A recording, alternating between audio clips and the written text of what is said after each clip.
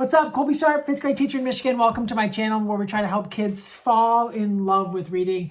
Picture books are an amazing way to do that. They bring so many kids to books, to stories.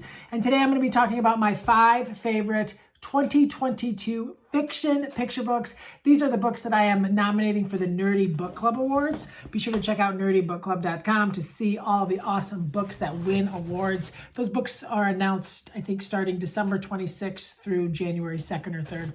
These are the 5 picture books that I'm going to be nominating for fiction picture book. First one, Berry Song by Michaela Goad. You know her. She won the Caldecott Medal for We Are Water Protectors. This book is beautiful. Don't be surprised if it's honored by the Caldecott Committee, heck, maybe even the Newbery Committee. From the opening end papers through this amazing, beautiful story of a grandmother and her granddaughter living off of the land, using the earth to provide their needs. It is just a breathtaking story. And then when you're done reading it, please, please, please do not forget the back matter in here. It is just a wealth of joy and knowledge. Berry Song, if you haven't read it, one of the best picture books of the year. This is not like a revolutionary choice. I think so many people are going to have Berry Song on their end of the year list. It is that beautiful, that gorgeous. 5 stars. Give it all the awards. It's phenomenal.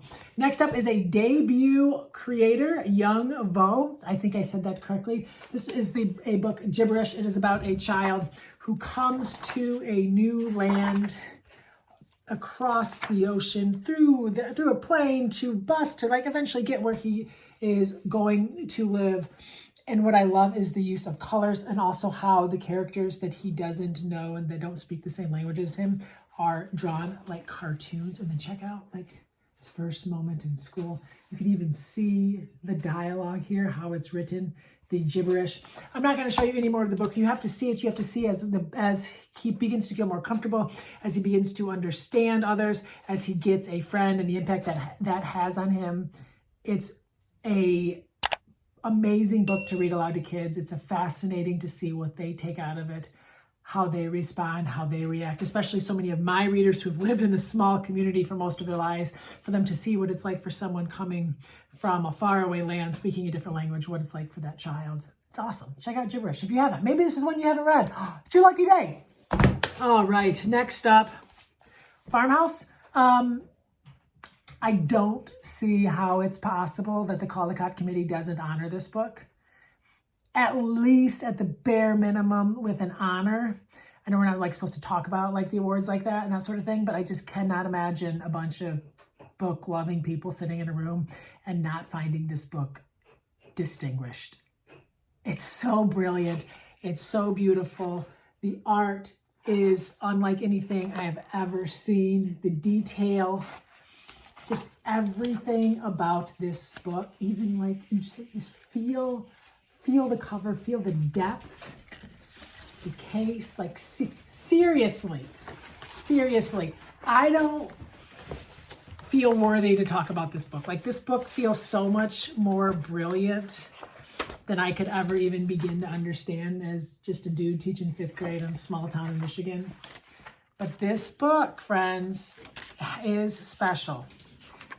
I do wonder even though it's a favorite for many, it's still unlikely that it's going to win the Caldecott Medal. There's just so many wonderful books. But if it wins, right here it says 2-time Caldecott medalist Sophie Blackall. In future printings, do they say 3-time? If this wins, this is a first edition book. Do I take a Sharpie and cross off the 2 and write a 3? Let me know down in the comments. Am I getting ahead of myself? Probably, but that's what's fun. It's fun to make predictions. It's fun to want books to win. It's fun to care that much about children's literature. Farmhouse is so good. Next up, My Brother is Away. This is a really powerful book. I've talked about it a lot this year. I read it aloud to my kids, and so this girl's brother is away, and you don't know why he's away, but she's very sad, but she's also angry. Kids are saying things, wondering, and you find out in the book that her brother is away because he is incarcerated, And it's a fascinating story to read with kids and to talk about with kids. It's a topic that we kind of, I think, run away from too much. And we don't have the resources maybe to be able to talk about it with kids, but this is a perfect book for that.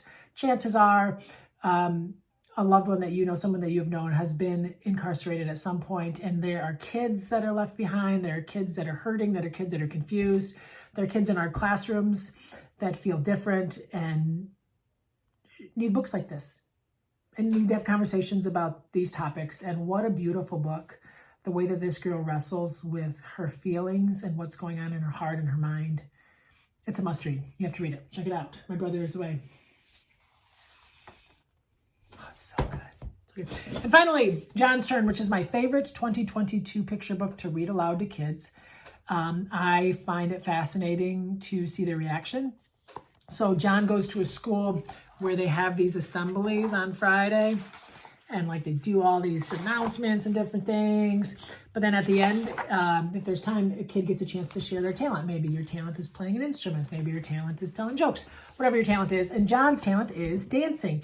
And as you probably can imagine, in some situations, this is not a normal, whatever that means, thing for young boys to do. And you wonder how the kids are going to respond to it. And I love that this story is told from the point of view of one of these kids, and you're not really sure which kid it is. And that's a really fascinating way to watch it. It feels like every kid that's listening to you read it aloud is the narrator in a way. I don't know if that makes sense, but it's a beautiful book. One of my 5 favorite picture books of 2022. I hope you found an amazing book to add to your list. 2022 has been an amazing year for kids, for books. And I'm so excited to see what 2023 has in store for us. Thank you so much for tuning in. I also have links I'll put down in the description of my favorite graphic novels. These were the 5 that I talked about for that. And also my favorite middle grade books and one other list I make for awesome 2022 books. Thanks again for tuning in. My name is Colby Sharp. I hope you have an awesome-tastic day.